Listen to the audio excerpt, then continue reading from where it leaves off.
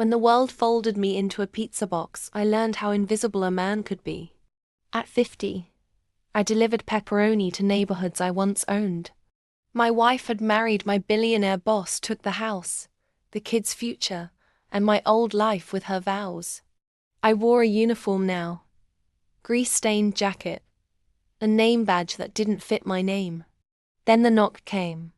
A stranger in a faded trench coat paid with cash, tipped like he'd just won an argument with fate, and asked me to wait in his car. He smelled like tobacco and winter libraries. "You ever heard of Victor Harley?" he asked, flicking a lighter with a hand that didn't tremble. "Who?" I said.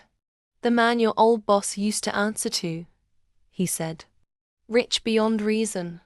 Disappeared 10 years ago. Left instructions and heir he never met. He watched the world burn and picked someone who still showed up. Someone who delivers." He slid a worn envelope across the dashboard. Inside, a note. "To the man who keeps his promises, $800 million and a choice." Choice. The stranger was Victor's lawyer and intermediary for a recluse who'd been watching drifters and delivery men for reasons the paper explained in one legal sentence. Victor wanted to give everything to the honest courier who remembered where he parked his dignity. I laughed until I didn't. Money doesn't make you whole, but it makes instruments. The first move was obvious. I bought back the house, the one my wife had taken with a smile, and rehoused the employees my boss had fired. I invested in the delivery guys who'd once nodded at my uniform.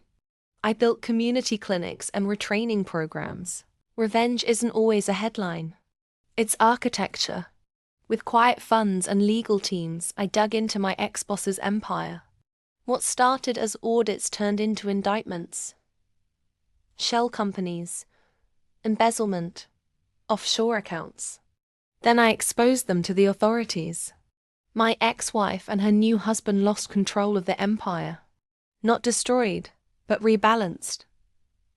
My wife left town with a lawyer. My ex-boss was sentenced and released to a quieter life delivering pies on my payroll. Anonymous under a cap, forced to learn the humor of being invisible.